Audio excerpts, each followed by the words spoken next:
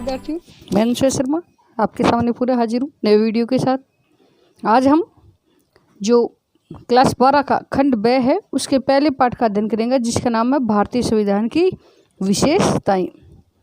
भारतीय संविधान है, मान लो किसी भी देश का संविधान है, उस संविधान में उस देश की राजनीतिक जो व्यवस्था है, जो विश्वास है, जो मूल्य है, आदर्श है, उनके हमें दर्शन होते हैं। तो भारतीय संविधान को यदि हम देखें तो भारतीय संविधान में भी हमें आदर्श और मूल्यों के दर्शन होते हैं। और जो कैबिनेट मिशन है उसके अंतर्गत भारतीय संविधान का निर्माण हुआ और 2 वर्ष 11 माह और 18 दिन में के समय में यह संविधान हमारा बनकर तैयार हुआ। अब भारतीय संविधान की विशेषता में पहली विशेषता है संपूर्ण प्रभुत्व संपन्न। इसका अर्थ क्या है कि भारतीय संविधान है वो लोकप्रिय संप्रभुता पर आधारित है, वह जनता द्वारा निर्मित है और अंतिम शक्ति वो जनता के हाथ में है। संपूर्ण प्रभुत्व संपन्न मतलब जनता स्वयं आंतरिक और बाह्य दोनों मामलों में संपूर्ण प्रभुत्व है, अपने निर्णय स्वयं लेती है। और इस संविधान को जनता के द्वारा अंगीकृत, अधिनियमित व आत्मार्पित किया गया, मतलब शासन करने की अंतिम शक्ति वो जनता के हाथ में है। दूसरा यदि हम देखें तो वो है प्रस्तावना के माध्यम से मौलिक लक्ष्य व उद्देश्यों को दर्शाया गया है। और के.एम. मुंशी ने प्रस्तावना को राजनीतिक कुंडली कहा है। मतलब इसके माध्यम से हमें जब हम प्रस्तावना पढ़ते हैं तो हमें भारतीय संविधान की जो लक्ष्य क्या है, उद्देश्य क्या है, इसका ज्ञान हो जाता है। प्रस्तावना जैसे शुरू कैसे होती है कि हम भारत के लोग, और अंतिम में ये कहते हैं कि भारत का ये जो संविधान है उसको अंगीकृत अधिनियमित और आत्मा अर्पित करते हैं। इसका मतलब क्या है कि भारत के लोग ही तो संविधान बनाते हैं और ये ही इसको स्वीकार करते हैं। तो अंतिम सत्ता वो किसके हाथ में है? जनता के हाथ में। तीसरा क्या है? विश्व का सबसे विशाल संविधान। यदि हम अमेरिका के संविधान को देखें तो उसमें 7 अनुच्छेद है, कनाडा का संविधान देखें तो लगभग 150 अनुच्छेद है। लेकिन अगर हम भारतीय संविधान की बात करें तो विश्व का सबसे बड़ा संविधान है भारत का संविधान। इसमें 395 अनुच्छेद, 22 भाग, 12 अनुसूची और 5 परिशिष्ट है इसमें। और अब तक इसमें 101 संशोधन हो चुके हैं। इसके अलावा लिखित व निर्मित संविधान।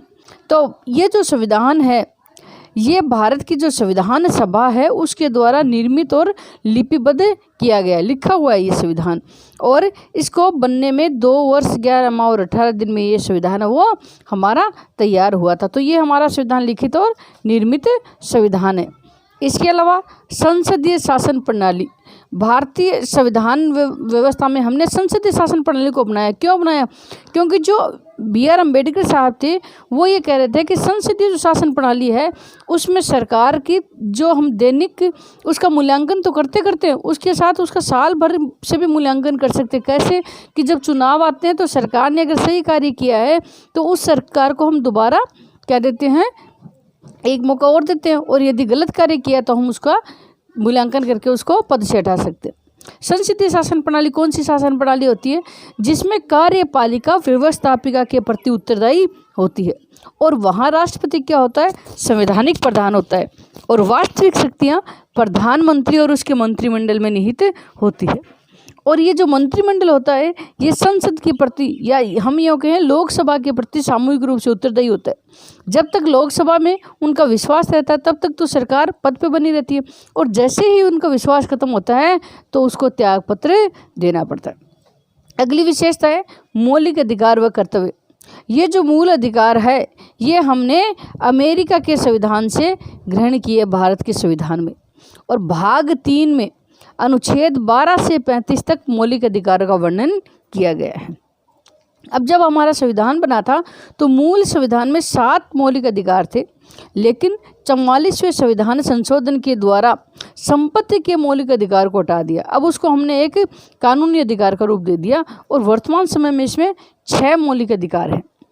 पहला है समानता का अधिकार, दूसरा है स्वतंत्रता का अधिकार, तीसरा है शोषण के विरुद्ध अधिकार, चौथा है धार्मिक स्वतंत्रता का अधिकार, 5वां है शिक्षा व संस्कृति का अधिकार, छठा है संवैधानिक उपचारों का अधिकार।